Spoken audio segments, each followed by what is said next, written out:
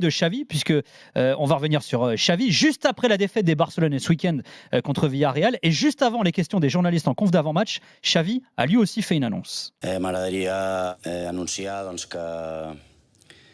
que el 30 de juny no seguiré com a entrenador del Barça. És una decisió. Hem estat parlant ara amb el president, amb Rafa Yuste. Il annonce qu'il a pris la décision, avant de répondre aux questions, qu'il ne sera plus l'entraîneur du Barça à la fin de la saison, et qu'il prend cette décision comme Koulé. Koulé, ça veut dire supporter du Barça, qui a besoin d'une autre dynamique. Alors, il l'avait déjà dit et répété ces dernières semaines qu'en cas de saison blanche, il quitterait le Barça. Alors, visiblement, il prend les devants, puisqu'il annonce ça avant la fin de la saison. Potentiellement, il y a une Ligue des Champions et une Liga, mathématiquement, du moins, c'est jouable. Est-ce que tu es surpris par l'annonce de Xavi? Tout le monde était surpris, et à commencer par le président. Parce que suite à la défaite face à Villarreal, c'est un match de dingue quand même, parce que ils sont menés 2-0. Enfin, les gens ont vu, ils sont menés 2-0. Ils sont à 3-2. Ils remontent, ils font une très belle remontada et ils perdent 5-3, quoi. Voilà. Et Xavi fait un truc où là, il pète les câbles, pète un plomb, parce qu'à un moment, il y a un penalty sifflé en faveur du Barça. Il s'en prend à l'arbitrage. Et il regarde la caméra. Et la VAR annule. Franchement, c'était normal. Le mec, la main était collée au corps. Enfin, c'est le coude, c'est collé au corps, etc. Logiquement, la VAR fait annuler par l'arbitre le penalty. Et là, Xavi, en fait, un peu à la Mourinho, quoi. Il regarde la caméra. À la Drogba, même. Ou à la Drogba. Mais voilà, il regarde la caméra. Il dit una vergüenza. Et là, il parle pas en catalan. Hein. Là, il parle en espagnol pour que vraiment tout le monde. Sinon, il dit una vergüenza. Una vergüenza, c'est-à-dire c'est une honte. Tu vois. Et donc, on voit qu'il est là. Il en peut plus, quoi. Il en peut plus. Et puis là. Et je crois que c'est le 5e but qui est encore. Enfin, tu vois, c'est terrible. Et là, à la fin, il voit le président, il voit le vice-président, il voit Deco, avec qui le directeur sportif, avec qui ils s'entend pas du tout. C'est peut-être l'une des raisons. C'est l'une des raisons. Non, et là, il dit je pars. Et le président essaie de le convaincre pour qu'il reste. Et il dit non.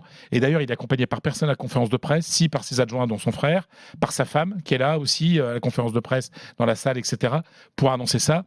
Ce qui est un crève-cœur pour lui. Parce qu'il annonce son échec, en fait. C'est-à-dire qu'il sent bien, Xavi, il est intelligent, il sent bien que les joueurs ne sont pas avec lui. L'attitude de la défense, c'est un truc. Le Barça est passé d'être la meilleure défense d'Espagne à prendre, je ne sais plus où ils ont pris, ils prennent plus de 3 buts, les 5 derniers matchs, quoi, ils ont pris 3 buts de moyenne, quoi. Rien ne va plus, quoi, tu vois. Et donc, il prend tout le monde de court, et le président dit une chose qui est très intéressante, c'est qu'hier, Laporta a dit: j'ai accepté qu'il annonce qu'il s'en aille et qu'il reste jusqu'à la fin, parce que c'est Xavi. Parce que c'est une légende du club. Parce que c'est une légende. Et parce que c'est Xavi. Un autre, un coup comme ça, dit non, tu pars maintenant. Dans un grand club, quelqu'un ne. Parce que là, voilà, l'info, elle est là. Maintenant, la question qu'il faut se poser, c'est quelle va être l'attitude des joueurs d'ici à la fin de la saison. Je veux dire, est-ce que tu écoutes, déjà qu'il écoutait pas beaucoup. Alors, autant là on fait le parallèle avec Klopp, autant Klopp on imagine que les mecs vont être à fond derrière lui. Et hommage pour finir le plus finir en beauté, quoi, tu vois. Ils ont vécu une longue histoire, alors que là, bon, à part les petits jeunes qu'il a lancés, on peut pas dire qu'il ait vécu une longue histoire. Mais en fait, Xavi n'est pas un bon entraîneur. Bon, voilà. En tout cas, c'est pas un entraîneur tout de suite. C'était pas un entraîneur tout de suite pour le Barça. Il était pas prêt. Il avait fait que le Qatar, quand même.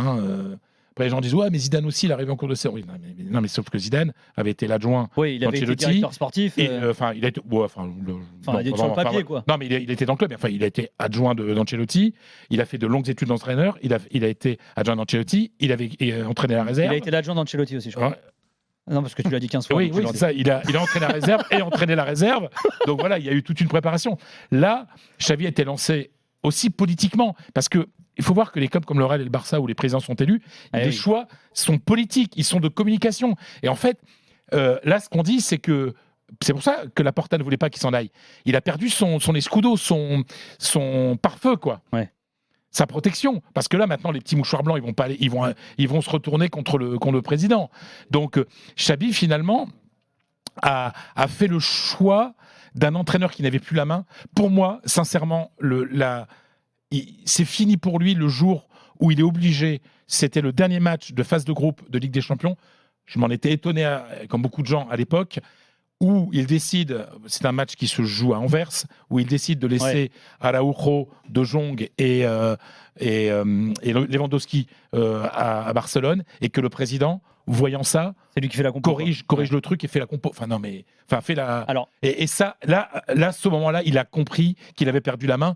Donc, malheureusement, Xavi n'est pas un très bon entraîneur, en tout cas pas pour le Barça, mais il est loin d'être le véritable coupable de cette situation. on va teaser, on va s'intéresser à l'après-Xavi au Barça et à l'après-club à Liverpool. Juste en guise de teasing, il y a un nom notamment qui est évoqué pour succéder à Xavi, c'est Thiago Motta, Johan. Alors, je crois que toi, tu n'y crois pas trop, et surtout, tu lui déconseillerais à Motta d'aller au Barça. Non, c'est pas que j'y crois pas, c'est que je lui déconseille d'y aller parce que je suis pas sûr que ce soit le bon moment. Moi, je sais pas si Xavi est un mauvais entraîneur, parce que finalement, il gagne la Liga l'année dernière et les joueurs semblaient plutôt satisfaits, donc je sais pas ce qui Mais aurait comment pu il se la gagne passer. Tu sais comment il la gagne? Je me permets. Il la gagne parce que tu as Lewandowski qui marque plein de buts. Et que tu as Ter Stegen dans les buts qui fait encore une saison exceptionnelle. Oui, mais ça, c'est toutes les équipes. Ouais, non, mais je veux dire, gardien. non, mais bien sûr, non, mais elle est tout à fait légitime. Et puis il y a un gros problème, c'est qu'avec le mondial, tu as plein de joueurs du Real qui lâchent au mois de novembre. Et en fait, le Real qui était en tête de la Liga. Au Barça, il y avait des joueurs qui allaient au mondial. Ouais, aussi. non, mais au Real, ils ont lâché. Moins qu'au Barça. Donc peut-être qu'il a réussi, lui, Xavi, etc. Mais vas-y, pourquoi tu lui déconseilles alors? Non, mais je suis pas sûr que ce soit le bon moment pour lui d'aller dans ce Barça-là. En fait, moi, je pense qu'il a encore des choses à faire en Italie à un niveau supérieur, notamment. Moi, j'ai envie qu'il reste déjà de base, mais je pense que pour aller tâter tout ce qui concerne l'ego des joueurs, les coupes d'Europe, etc., avant d'aller dans ce Barça-là où il y a des problèmes d'effectifs, des problèmes d'argent, Des problèmes institutionnels. je lui conseillerais de faire une étape avant et attendre peut-être que le Barça soit à nouveau dans un moment meilleur pour aller poursuivre sa carrière là-dedans. Je me dis que passer de Bologne à ce Barça-là d'un seul coup, ça peut être risqué, tout en sachant qu'on dit souvent, ouais, mais ancien joueur du club, il sera protégé, etc. On voit qu'avec Xavi, la protection, elle n'a pas trop existé non plus. Hein. Et Xavi, c'était Donc, dans l'histoire du club. c'est légende, il le dit lui-même. C'est autre chose, donc c'est pour ça. Donc c'est pour ça. Et mais c'est l'interventionnisme du président, moi, qui me semble vraiment dommageable, en fait. C'est-à-dire que là, il s'est vraiment servi de Xavi, quoi. Il s'est servi de Xavi pour se protéger. Il est intervenu, là, il n'aurait pas dû intervenir. Tu l'as dit, la relation avec Deco. Pourquoi il y a Deco? Parce qu'il y a plein de gens qui sont partis aussi, quoi. Il y a plein de dirigeants qui étaient avec Barça, avec Laporta, qui sont partis du Barça. Donc voilà. Donc le recrutement, il y a plein de choses à dire. Enfin, je veux dire. Mais il n'a pas choisi Joe. Alors, Il y a eu des choses, on a vendu plein. Enfin, le Barça a vendu plein de choses pour faire un recrutement. Je suis désolé, moi, quand je vois l'équipe, ceux qui m'intéressent le plus, c'est pas ceux qui ont été recrutés, c'est ceux qui ont été formés. Hein. Ouais. Mais le truc aussi, c'est l'histoire Joao Félix, par exemple. Xavi, qui connaît un peu le foot, qui connaît un peu les joueurs, il sait très bien que ça va être une catastrophe, Joao Félix. C'est un type qui bosse pas, qui fait parfois des matchs sublimes. D'ailleurs, ça se passe pas bien pour lui. Ça se passe nulle part bien. Ouais. Je pense qu'un type qui n'a pas réussi à fonctionner avec un grand formateur, un type avec beaucoup de caractère comme Simeone. On rappelle qui est l'agent de Jean-Félix. Hein. Georges Mendes. Ouais, on rappelle qui est le copain de Deco. Voilà, ça, voilà. Catalaco. Et donc Xavi ne veut pas, sauf que le président l'impose. Voilà, donc et comme le président l'impose, il faut le faire jouer. Puis à un moment, tu le fais plus jouer parce qu'il dans le vestiaire, les mecs se disent le mec il bosse pas d'entraînement et il joue. Non, mais